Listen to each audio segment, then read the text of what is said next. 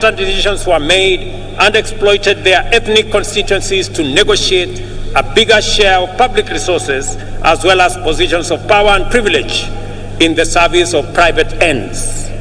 For decades, Kenyans understood that this perverse political culture not only defiled our democracy, but also obstructed the spirit of daring and achievement, arresting our collective progress.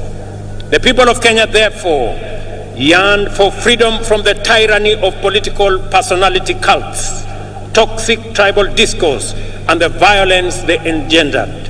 They desired a more unifying, cosmopolitan framework of engagement which promoted the expression of their shared aspirations, encouraged inclusive negotiations, and a collective means of pursuing them.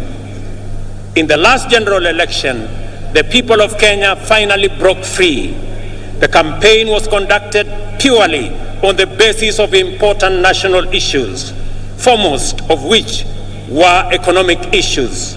Not only did Kenyans reject the old divisive politics of tribe and tribal chiefs, but they also demanded and interrogated well-considered party manifestos with detailed plans for economic transformation.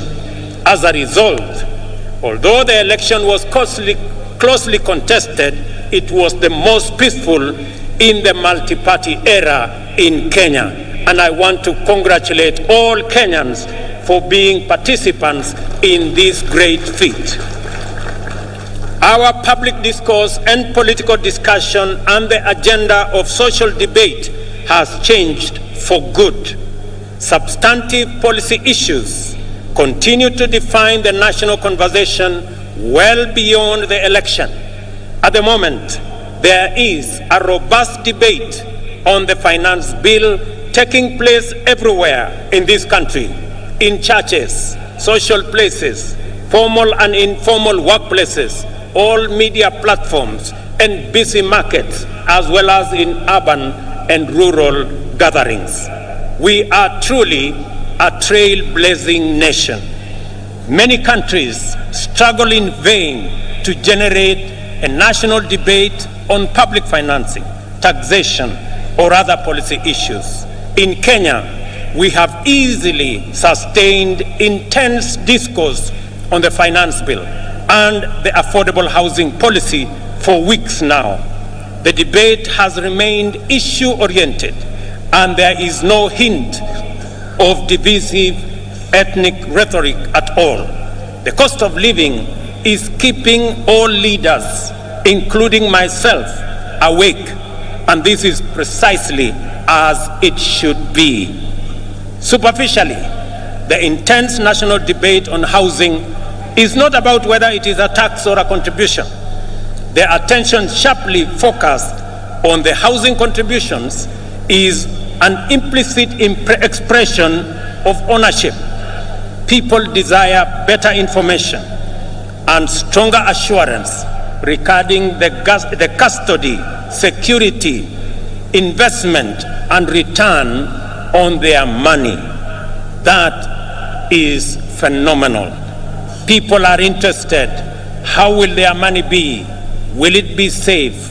Will it be stolen? How is it going to benefit them? And how are they going to get a fair return for their contribution? I want to assure the people of Kenya that those questions will be answered.